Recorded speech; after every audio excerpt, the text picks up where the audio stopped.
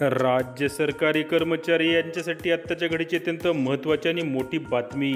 जुन्या पेन्शन योजनेसाठी सरकारी कर्मचारी प्रचंड आक्रमक।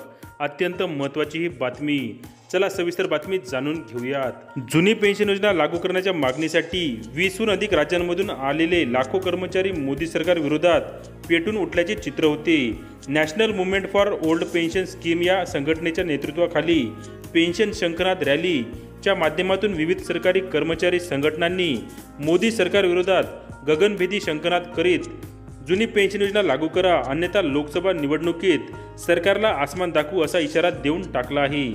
ही महत्त्वाची रॅली रामलीला मैदानात रविवारी आयोजित करण्यात आली होती। या रॅलीची तयारी जवळपास वर्षभरापासून सुरू होती। 2 ते 3 दिवसांपासून कर्मचारी नवी दिल्लीत यायला सुरुवात झाली होती। रेल्वे, बस मिळेल त्या वाहनाने कर्मचारी दिल्लीत पोहोचले। अनेक कर्मचाऱ्यांनी तात्काळ तिकीट घेऊन ही दिल्ली गाठली।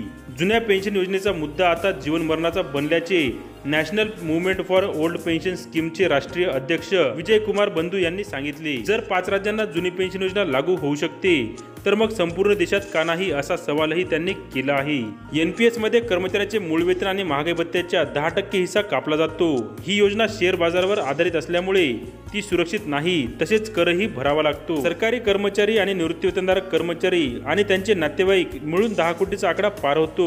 हे लक्षात घेतले तर लोकसभा निवडणुकीत मतदानाच्या अनुषंगाने हा आकडा निर्णायक ठरू शकतो हे आता स्पष्टच झाले आहे। दरम्यान जुनी पेन्शन योजना लागू करा हा मुद्दा आता निवडणुकीचा मुद्दा बनला असून सरकारला ही योजना लागू करावीच लागेल अशी प्रतिक्रिया national movement for old pension स्कीमचे उपाध्यक्ष सुखजित सिंग यांनी दिली आहे।